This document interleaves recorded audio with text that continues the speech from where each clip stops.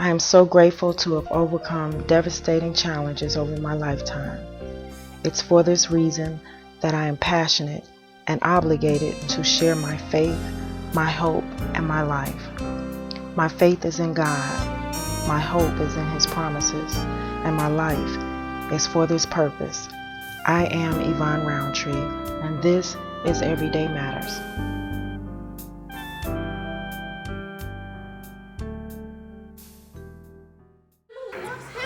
I'm your husband.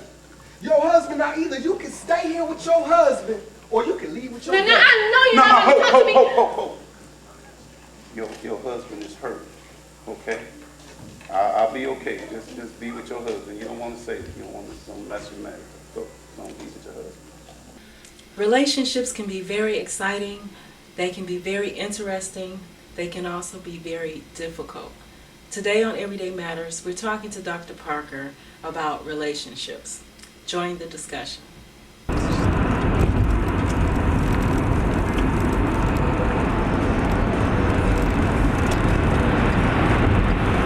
Dr. Parker, it's so good to see you. My pleasure, Mrs. Roundtree.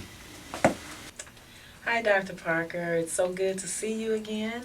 I'm going to allow you to introduce yourself to the audience and welcome to the discussion. Hello there, Mrs. Roundtree. It's a pleasure to be here with you.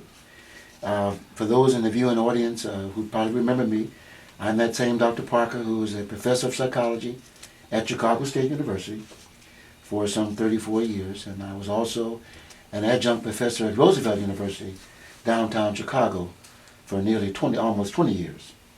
And still very much a part of the community, trying to integrate myself into the community wherever I can to make a difference, and of course a positive way. Yes, we appreciate you. And as I said, we're going to discuss relationships.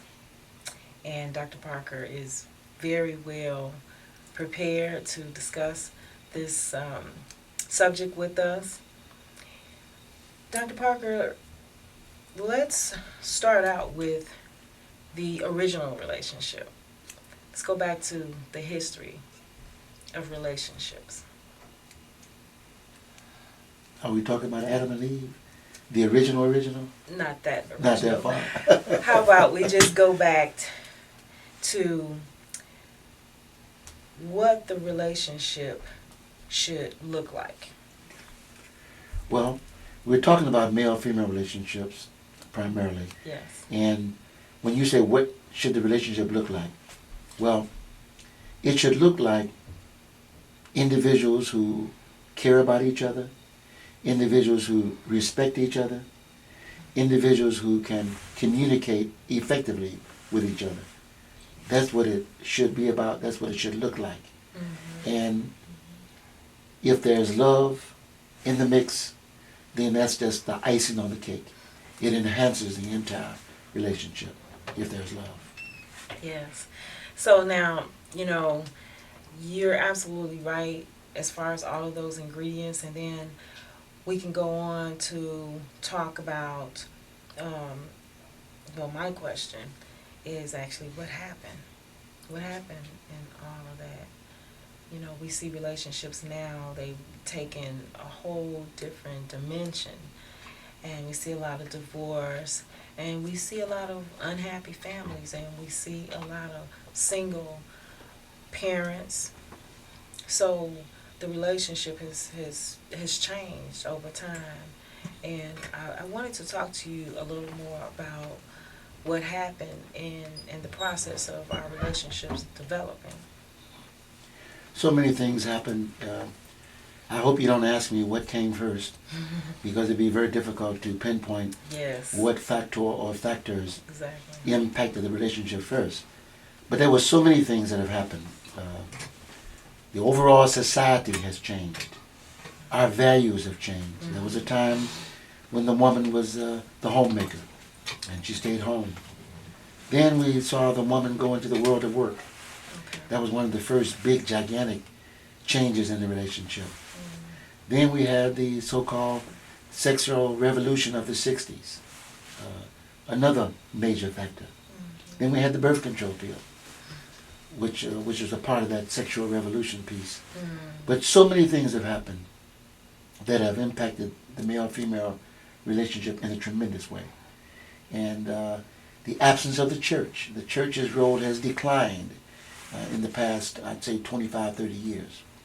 So you see, there's so many variables that have had a profound impact on the relationship. Mother and father used to stay together truly until death us do part. That has changed. We all are aware of the divorce rate on the other side of 50%. That's had a profound impact. So now, children growing up, teenagers, where's the role model that they once had, that we once depended upon? Well, the role model has deteriorated. And then there's another factor that has played a profound role, and that is the role of mass media. Mass media has usurped family values. It has taken the place of family values. We look for our values on TV. We look for solving the problem on TV. Yes. And I'm here to tell you, and your viewing audience, that reality TV is not the answer, in my professional opinion. So, when you say I'm trying to go back to recall something that was coming to mind, that when the women went out into the workforce. Now, we know that it's not new for women to work, but I think the key term here is the workforce as we know it today, you know, as far as the corporate world and other areas, industries where women did not work in historically. I think that that's where the problem came in because of the roles that they took in society, taking them away from the role that they have at home. Absolutely. Would you say? I agree with that. I agree with that exactly. And I think when I was a kid, and perhaps when you were a kid, there were things we would never imagine seeing a woman do. But today, to see a woman on a scavenger truck or a garbage truck is not a rare sight anymore. No. Or to see a woman on a construction site, Yes. on a highway, in the byways. Not I can imagine that as a kid. But today, we see women in a number of roles. Once upon a time, we used to say, you know who wears the pants. Well, today, everybody wears pants. So you see, the roles have changed in a tremendous way. Yes. And women are in some of every place you can imagine. They're on the battlefield. They're in the police departments. They're on the fire departments. They're in the boxing ring. They're everywhere. Everywhere. And there's nothing wrong with equality when it comes to the world of work. But it has had a tremendous impact on male-female relationships. Or would you say because of the mindset of the woman when she works alongside of men doing what men do, her mindset changes? And I say that because, you know, I was a police officer, and that equality thing just seems to spill over into your role as your gender. Yes. So, you know, I can see that, you Yes. know, so now we see how it has spilled over into the relationship of a man and woman. Yes. And not only has it spilled over, as you point out, but women are starting to want to act like men. And conversely, some men want to act like women. So, you know, the whole area of transgender, the rise in lesbian behavior, homosexual behavior, it may have seemed simple at first, and we push for equality, and you remember ERA, Equal Rights Amendment, and so forth. But look at the fallout. Look at the results. Now, some of the things have been good. The economic benefits have been good. You see more women being the breadwinner these days. So there have been some good things. Yes. But I think the male-female relationship has suffered tremendously as a result of the change in the workplace and the changing roles that you pointed out earlier. Yes. So let's move on to how this has affected our society as a whole. know, because the family is the nucleus of the society that we live in, the community. It makes up these foundations that we've learned to depend on and work within collectively. So now all of that is out of whack. That's right. It's out of whack. And I'm not too sure whether we'll ever regain the control.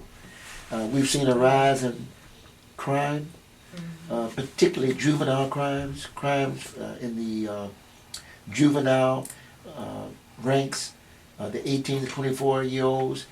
And I think because we don't have family structure as we once upon a time had.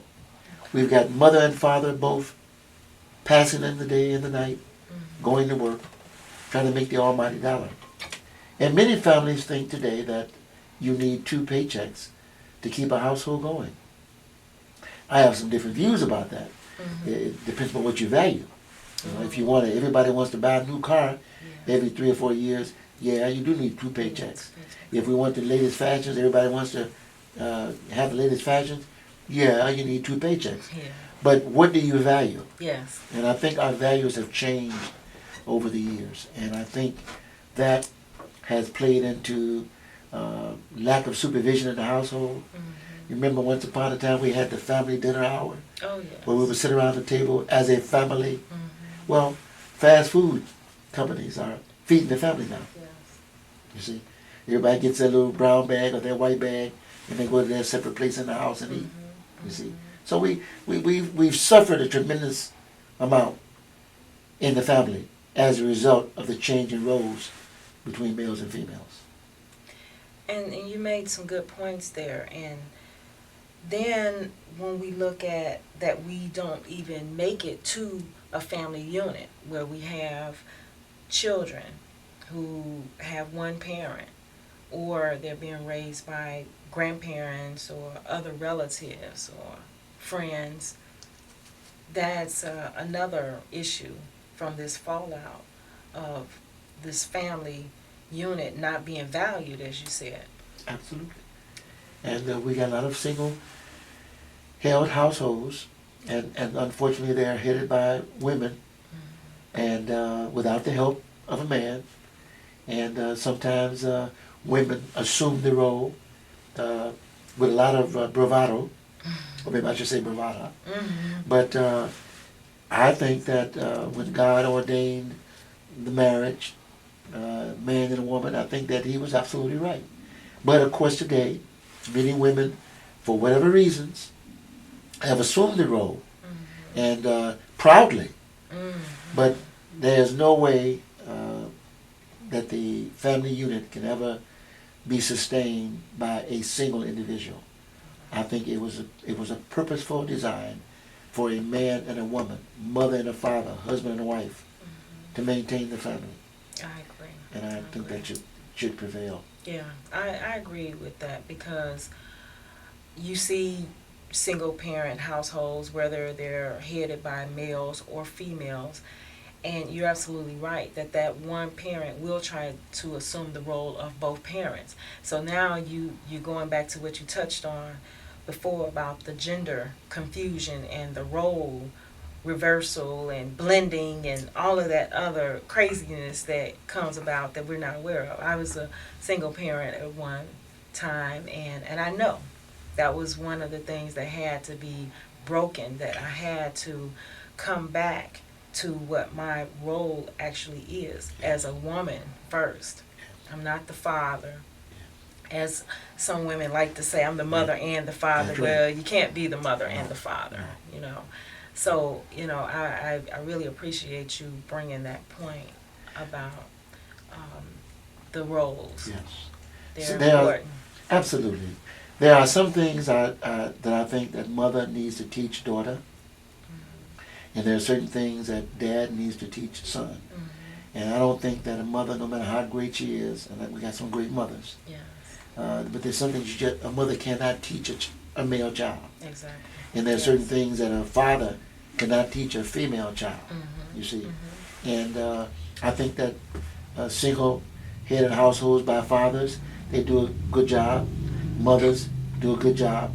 But I think the ideal is a mother and a father. Yes. That's the yes. ideal. So they can get the both sides Absolutely. of even relating to people. Yes. Because I remember you mentioned at one time about how a lot of relationships fail because people don't know their roles in relationships, and how it starts with the mother-father relationship, the sister-brother relationship, and that is the first teacher of how to relate to people of the opposite sex. Absolutely. And I really like that.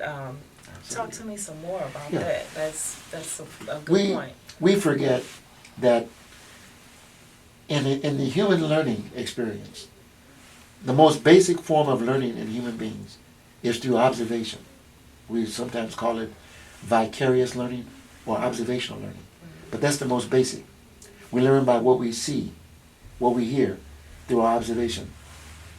So when we see mother and dad together in a family context, that's, as I said earlier, the ideal. But that's how the little baby, the little toddler, sees a man and a woman. Okay. Then he grows into toddlerhood, into childhood, man and a woman. That's what he sees. That's the ideal. Then if he should have a sister, then you got sister and brother. That's a male-female relationship.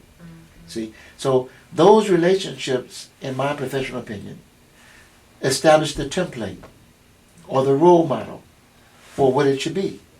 Now sometimes we are very casual about brothers and sisters who might get into a little fracas at home. And we say, well, you know, brothers and sisters, they fight. Well, we should be more mindful of brothers and sisters fighting. Because if brothers and sisters are fighting, what's going to happen to sister when she gets into a relationship outside her family? What's going to happen to the brother when he gets into a relationship with a female outside of his family? Is he going to carry on those same behavior patterns he did with his sister? Where he was fighting sister? Or she was fighting brother? No, we want to watch those relationships. We want to nurture them, you see? And we want them to be healthy. But again, it starts with a healthy relationship between mother and father, which should transcend to brother and sister, you see? And then when they go out into their relationship, hopefully they've got some good, positive, healthy values that they can carry into their relationship, which usually starts with dating, and then it grows into something different. Yeah, now that's a good point. I witness a lot of times where people are in relationships and the relationship goes from you meet the person and now they're an intimate partner. And there is no place for the dating or, you know, as we would call it, courtship. And that sort of thing where the relationship progresses. It's immediate. And, you know, I have my own views of why that is. And you know, I'll say that for one reason is because people come into relationships or they meet other people looking to fill voids in their lives. So if they're looking to fill a void, they feel that the void has been filled when they meet this person, so they immediately go into a more serious relationship with them without a commitment. I agree with you. And it's so unfortunate that it happens that way.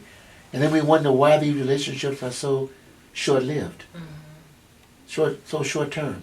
Well, it's because people go in with specific goals in mind, specific needs, as you pointed out earlier.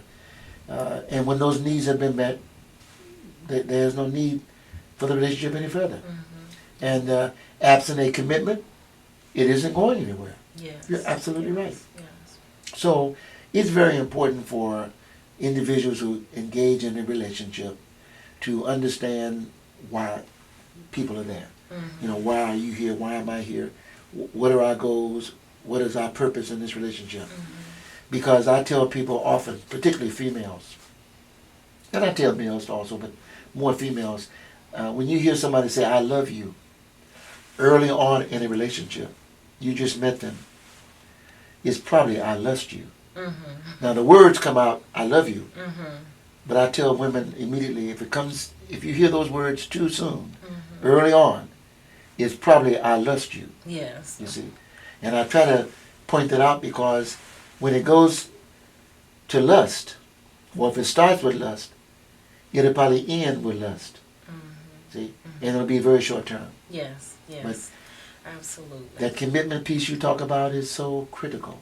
It You know. is. And commitment has different levels. It doesn't have to initially be commitment to marry. It can be commitment to be monogamous. It can be commitment to be friends. It can be commitment to be confidential between the two of us. But the commitment is a very important aspect. Sometimes today when we hear it, we think immediately marriage. Yes. Commitment equals marriage. Yes. Doesn't have to equal marriage. It can be many things you can commit to that can lead up to marriage. Yes. But commitment has many dimensions to it.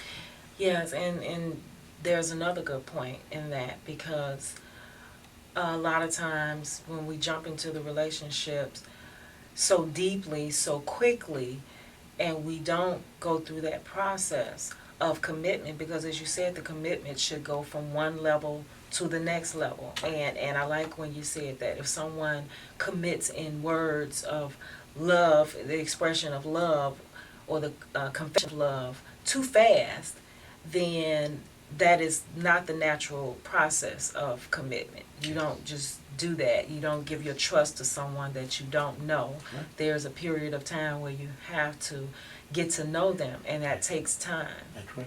So, I use the term, you must earn trust. oh, that's In a my relationship. favorite. That's That's your my favorite. favorite. It's one of Absolutely. my favorites. Yeah. And I don't want people to be offended, but I let them know that, yes, I expect you to earn my trust. And that's when trust is given, because when someone trusts without knowledge, it's really not trust at all. You're just naive. And you really don't want to know the truth. So therefore, you have to establish that there is a process to gaining trust. That's correct. It's not just something that's given away. That's correct. And it should be reciprocal. Exactly. See, it isn't just you're trusting me, but I must trust you. So yes. reciprocal trust is the ultimate goal, because now you're establishing a foundation in the relationship. Yes, So that's the I'm critical afraid thing. of people that don't want to get to trust me first, because they just seem shady. That's right. Because you want people to have the same values that you have, Right. and if they don't, then you don't have an equal relationship to establish anything from. That's correct. Your values are different. And they don't have to be identical, but they should be complementary. Oh yes. Your values, my yes. values, they should complement each other. Yes. See, Yes. they don't have to be identical, Mhm, but they should complement each other. Yes. That's a very critical part Yes. of the relationship. I like that. I agree. And so now we've talked about what the relationship should look like. Let's talk about some of the other things that causes relationships to not be successful. When people have the intentions for a successful relationship, they've committed to each other to whatever extent, and now they're at this place where they want to commit even further, but there are issues. We talked about how you said that people come into relationships with issues, Right. with hurts and things that they have not dealt with, so they come in with a need from the other person. And I think it's quite unfair, when you think about it, because it takes two whole people for a relationship to be successful. I call them, I kind of give them a illustration of batteries. You know how batteries operate, Yes. and you know how you have a weak battery. Yes. You know how you try to take two batteries that the battery is weak or it's dead, and you bring in one new battery. Right. Because you may not have two, and you're thinking, okay. And guess what? It's funny to me, because it works, but it does not work properly. Right. You You get a little response, a little juice, as they say, but you don't get the full impact. Exactly, and that's what Good I analogy. That's a very good compare analogy. those relationships to. Mm-hmm. When you're in a relationship like that, and you're the one carrying the weight, you still can't make it work, No. because you're the only one that's carrying the weight. And that would be synonymous to that good battery, the new battery. That's correct. Now I do make a statement. Years ago when I was at Chicago State University and Roosevelt University, I used to talk about male-female relationships, and I would always ask the question, how would you quantify the relationship? And you know, most people think the relationship should be 50-50. Now I know 50-50 sounds equal, you know, equality, 50-50. Right. But you know what I've learned over the years working with individuals, and especially seeing relationships that fail, it's not really 50-50. No. What I have found is sometimes it's 70-30, sometimes it's 80-20, sometimes it's 90-10. Yes. But you notice in each case I just cited, you had 100%. Yes. Yes. So that means that sometimes somebody may have to carry 70%. Yes. Another person carries the 30. But you got 70 and 30, you got 100%. Somebody may have to carry the 90. Somebody carries the 10. Yes. But you still got 100. Working together, that is.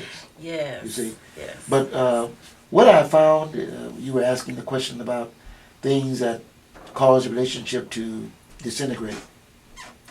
I found that there are 3 problem areas when I counsel couples, irrespective of their socioeconomics, their race, ethnicity, religion. 3 problems tend to emerge. 1 is communication.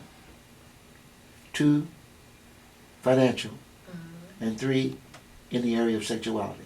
Those are the 3 problem areas in relationships. Okay. Now, in communication, it's usually poor communication or the lack of communication. And in either case, if you don't have enough of it, it's lacking. Or if the communication is poor, you know, somebody talking at somebody, you know, bad news. And I think the most important aspect of effective communication in a male-female relationship is listening. I think that's critical. Yes. There's a reason why we got 2 of these things. Instead of 1, right? You get, and you we betcha. have 1 of these. You betcha. There's a reason. Uh-huh. And then the financial is another problem where men and women don't have their values together. The man has a value different from the woman, vice versa. And the finances not on par. Or one person feels that they're carrying an overload, but the financial piece. And then the third piece is the area of sexuality. And usually it's not sexual compatibility, but it's usually what I call the third force factor, being another party or individual is having a direct or indirect impact on the relationship. And I come to call it third force. And in these days, it could be another woman, it could be another man, Yes. you know. And for the man, it could be another man these days. And for the Yes. woman, it could be another woman. Yes. But those are the 3 problem areas that I have identified in working with individual couples over the past some 40 plus years. Those 3, whatever the problems are, it always comes back to 1 of those, 2 of those, or all 3. And we really appreciate you having us. And we'll see you next time. Thank you.